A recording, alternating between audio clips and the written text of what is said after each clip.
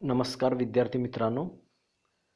या अगोदरच्या लेक्चरमध्ये आपण रिग्रेशन कोइफिशियंटवरती change of origin and change of स्केलचा कसा इफेक्ट होतो ते आपण पाहिलेलं आहे.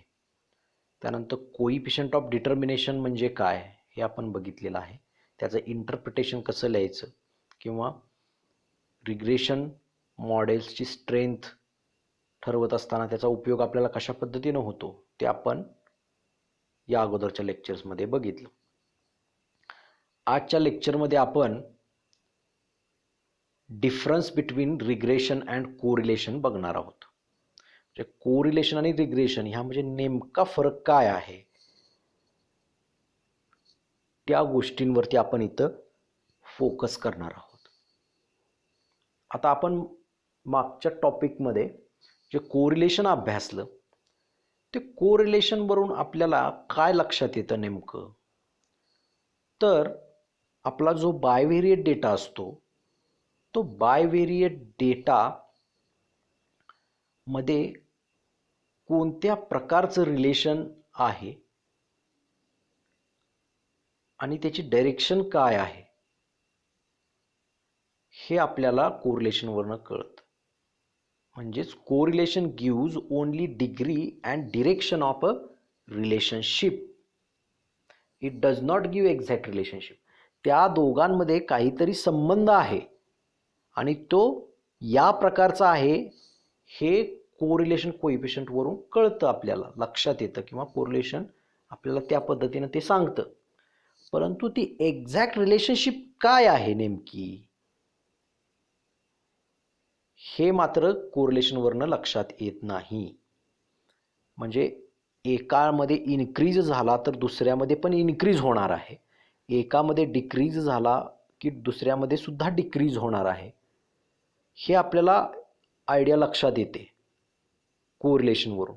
पण एकामध्ये इन्क्रीज झाल्यानंतर दुसरा नेमका कितीनं इन्क्रीज होणार आहे हे मात्र तुम्हाला कोरिलेशनवरनं लक्षात येत नाही. हे जे लक्षात येतं ते रिग्रेशनवरून लक्षात येतं.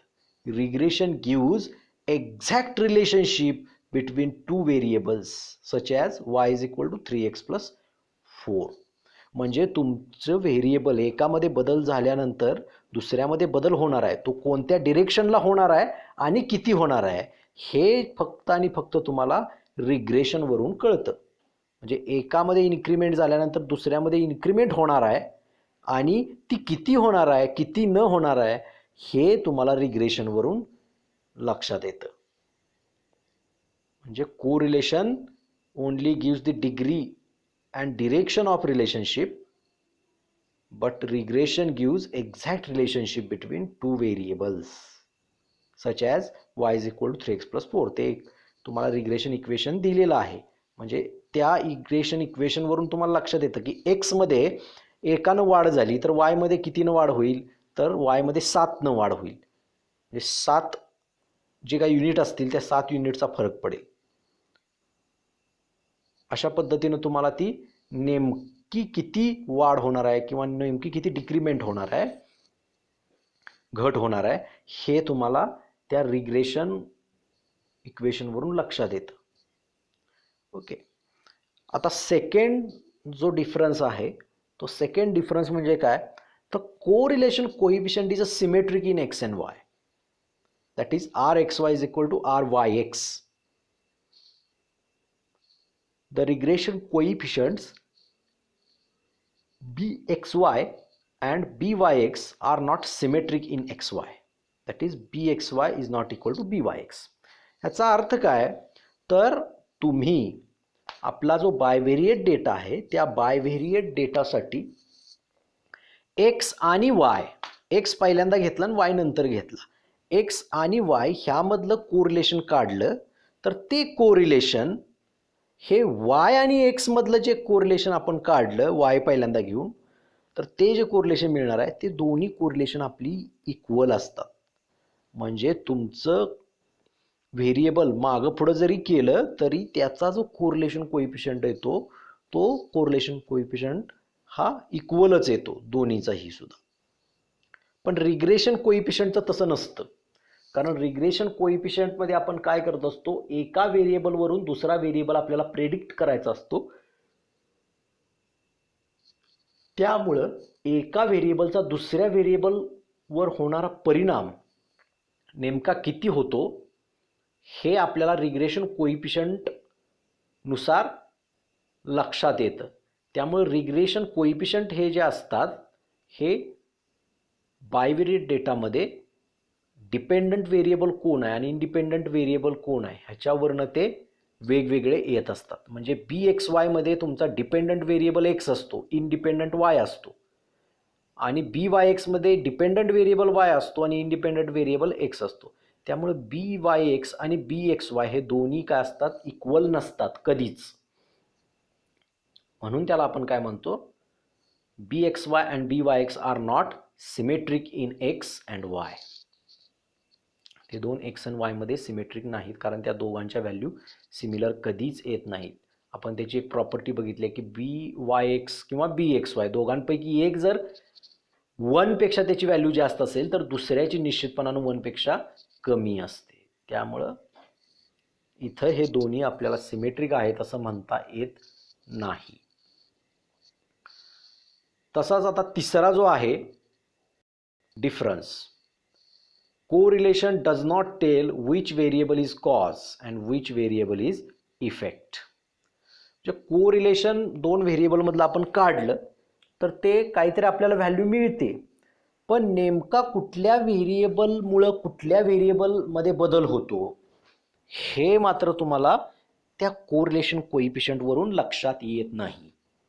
म्हणजे एका व्हेरिएबलमध्ये बदल झाल्यानंतर दुसऱ्या व्हेरिएबलमध्ये होतो एवढंच त्याच्यावरून कळतं कोरिलेशन कोइफिशियंटवरून, पण नेमक्या कोणत्या व्हेरिएबलमध्ये बदल झाल्यानंतर नेमकं कोणत्या व्हेरिएबलमध्ये बदल होतो, म्हणजे कुणाचा परिणाम नेमका कुणावर होतो, त्याचाच अर्थ काय, तर त्या दोन व्हेरिएबलमध्ये कोणता व्हेरिएबल हा कॉज व्हेरिएबल आहे आणि कोणता व्हेरिएबल हा इफेक्ट व्हेरिएबल आहे हे फक्त कोरिलेशनवरनं लक्षात येत नाही. तर त्यासाठी आपल्याला रिग्रेशनची गरज पडते, आणि regression clearly indicates which variable is cause and which variable is effect. कारण कॉज आणि इफेक्ट ही जी रिलेशनशिप आहे ती लक्षात आल्याशिवाय आपल्याला रिग्रेशन इक्वेशन फिट करता येत नाही. कारण प्रेडिक्शन पर्पजसाठी जो कॉज व्हेरिएबल असतो that is our regressor and that is a independent variable, आणि जो आपल्याला प्रेडिक्ट करायचा आहे किंवा ज्याच्यावरती परिणाम होतोय त्याला आपण इफेक्ट व्हेरिएबल किंवा रिस्पॉन्स व्हेरिएबल असं म्हणतो. तर त्याची व्हॅल्यू आपल्याला प्रेडिक्ट करावी लागते आणि त्याच्यासाठी आपण इक्वेशन ते लिहित असतो. त्यामुळं कॉज इफेक्ट रिलेशनशिप जी आहे ती एक्झॅक्टली कुठं आपल्याला लक्षात येते तर रिग्रेशनमध्ये आपल्याला लक्षात येते. हा कोरिलेशन आणि रिग्रेशनमधला फरक आहे. त्यानंतर चौथा जो डिफरन्स आहे तो म्हणजे correlation coefficient does not help in estimation. Correlation कोइफिशियंटची व्हॅल्यू आपल्याला मिळाली तर त्याच्यावरनं आपल्याला एकच गोष्ट लक्षात येते की ह्या दोघांमध्ये काहीतरी संबंध आहे, म्हणजे एकामध्ये बदल झाल्यानंतर दुसऱ्यामध्ये कोणता तरी बदल होतोय. त्याचा टाईप कळतो आपल्याला, कुठल्या डिरेक्शनला बदल होणार आहे, म्हणजे एकामध्ये इन्क्रीमेंट झाल्यानंतर दुसऱ्यामध्ये डिक्रीमेंट होणार आहे की नाही हे तुम्हाला फक्त कोरिलेशन कोइफिशियंटवरनं लक्षात येतं. परंतु त्याच्यावरनं आपल्याला जो व्हेरिएबल बदलणार आहे तो नेमका कितीनं बदलणार आहे ह्याचं काय प्रेडिक्शन किंवा इस्टिमेशन करता येत नाही कोरिलेशनवरून. हे जे इस्टिमेशन आहे ते इस्टिमेशन आपल्याला रिग्रेशनवरूनच करता येतं. Regression helps in estimating the value of dependent variable. म्हणजे एखाद्या इंडिपेंडंट व्हेरिएबलच्या व्हॅल्यूसाठी डिपेंडंट व्हेरिएबलची व्हॅल्यू काय असते हे प्रेडिक्ट करायचं असेल तर आपल्याला रिग्रेशन ॲनालिसिस किंवा रिग्रेशनचीच गरज पडते, किंवा रिग्रेशन आपल्याला त्यामध्ये मदत करतं.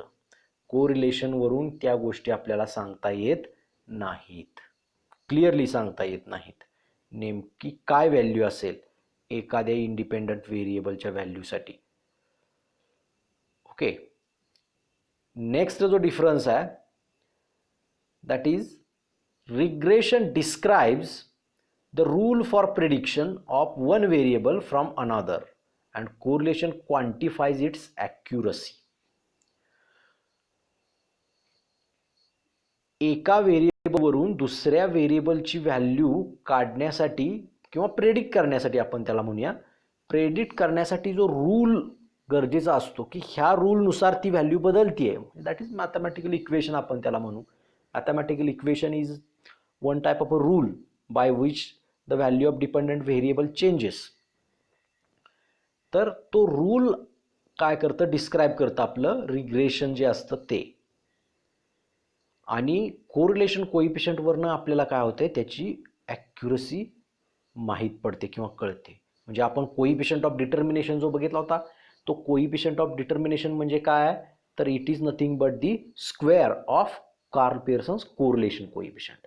म्हणजे कोरिलेशन कोइफिशियंटचा स्क्वेअर घेतला त्याला आपण कोइफिशियंट ऑफ डिटर्मिनेशन म्हणतो. तो कोइफिशियंट ऑफ डिटर्मिनेशन म्हणजे तो काय डिटरमाइन करतो, तर त्या रिग्रेशन मॉडेलची स्ट्रेंथ डिटरमाइन करतो. किती ॲक्युरेटली आपल्याला तो रिझल्ट मिळणार आहे, प्रेडिक्शन आपण करणार आहोत, हे आपल्याला त्या कोइफिशियंट ऑफ डिटर्मिनेशन कळतं. आणि कोइफिशियंट ऑफ डिटर्मिनेशन हा आर स्क्वेअरच असतो, कोरिलेशन कोइफिशियंटचा स्क्वेअर. त्यामुळं रिग्रेशन वरून जरी आपल्याला प्रेडिक्शनचा रूल माहीत पडत असला तरी त्याची ॲक्युरसी जी आहे ती ॲक्युरसी मात्र आपल्याला कोरिलेशनवरूनच सांगता येते. जितकं कोरिलेशन त्या दोन व्हेरिएबलमधलं जास्त, तेवढं आपलं रिग्रेशन स्ट्रॉंग होण्याचा चान्सेस असतात. So this is the difference.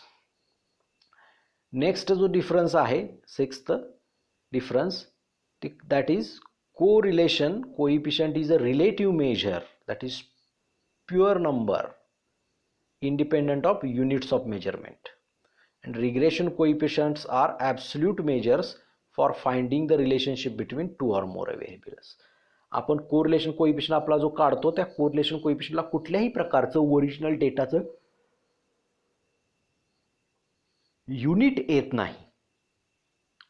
म्हणजे ओरिजिनल डेटा तुमचा ज्या युनिटमध्ये डिस्क्राईब केलेला आहे, किलोग्रॅममध्ये किंवा लिटरमध्ये, असं जो बायब्रेट डेटा, त्या बायब्रेट डेटाची जी युनिट्स आहेत ती युनिट्स कुठल्याही प्रकारे तुमच्या कोरिलेशन कोइफिशियंटला येत नाहीत. म्हणून त्याला आपण relative measure that is pure number असं म्हणतो. पण आपले रिग्रेशन कोइफिशियंट जे आहेत ते रिग्रेशन कोइफिशियंट मात्र काय आहेत, आपले ॲब्सल्यूट मेजर्स आहेत, कारण त्यांना तुमच्या डेटाचं युनिट येतं. सेंटीमीटर पर सेकंद वगैरे ज्या पद्धतीचं आहे, तर त्या पद्धतीचं युनिट तुमच्या रिग्रेशन कोइफिशियंट्सला येतं. त्यामुळं त्याला आपण ॲब्सल्यूट मेजर, रिग्रेशन कोइफिशियंटला आपण काय म्हणतोय, absolute measure between absolute measure असं म्हणतोय रिग्रेशन कोइफिशियंटला. असं ते आपले that is a difference, main difference between correlation coefficient and regression coefficient. In this way we have studied what are the differences between regression and correlation. म्हणजे एखाद्या व्यक्तीला असं वाटलं की कोरिलेशन काढलं म्हणजे आपल्याला त्या दोन व्हेरिएबल मधल्या सगळ्या गोष्टी लक्षात आल्या, त्यांच्यातला सहसंबंध लक्षात आला, असं नाही. तर तुम्हाला फक्त सहसंबंध, रिलेशनशिप त्यातली लक्षात येऊन उपयोग नाही, तर त्या रिलेशनशिपमध्ये जे दोन व्हेरिएबल आहेत त्यातला कॉज व्हेरिएबल कोणता, इफेक्ट व्हेरिएबल कोणता, हे सुद्धा लक्षात येणं तितकंच महत्त्वाचं आहे. त्यानंतर ते लक्षात आल्यानंतर तुम्हाला त्याचं इस्टिमेशन करता येणं फार महत्त्वाचं आहे. जे एका इंडिपेंडंट व्हेरिएबलच्या ठराविक व्हॅल्यूसाठी डिपेंडंट व्हेरिएबलची व्हॅल्यू काय येऊ शकते हे तुम्हाला प्रेडिक्ट जर करायचं असेल तर तुम्हाला तो रूल, प्रेडिक्शनचा रूल नेमका काय आहे हे माहीत असणं गरजेचं असतं. म्हणजेच तुम्हाला रिग्रेशन माहीत असणं गरजेचं असतं. तेव्हाच तुम्हाला काय करता येईल, तुम्हाला प्रेडिक्शन करता येईल किंवा इस्टिमेशन करता येईल, ह्या गोष्टी तुम्हाला करता येतील. नाहीतर मग फक्त रिलेशनशिप माहीत असून आपल्याला त्या दोन व्हेरिएबलबद्दल अधिकशी माहिती आपल्याला कोणत्याच प्रकारची मिळणार नाही. जर त्या दोघांमधला ते मॅथमॅटिकल फॉर्म किंवा मॅथमॅटिकल रूल जो आहे प्रेडिक्शनचा तो फाइंड करणं, that is nothing but the regression find करणं दोन व्हेरिएबलमधलं. त्याच्यावरनं आपल्याला काय होतात, प्रेडिक्शनला गोष्टी सोप्या होऊन जातात की या पर्टिक्युलर व्हॅल्यूसाठी तुमची डिपेंडंट व्हेरिएबलची व्हॅल्यू ही पर्टिक्युलर आपल्याला मिळणार आहे. सो फ्युचरमधले ज्या गोष्टी आहेत त्या प्रेडिक्ट तुम्ही या पद्धतीने सुद्धा करू शकता. So this is the differences between regression and correlation. So for today we are going to stop here. Thank you.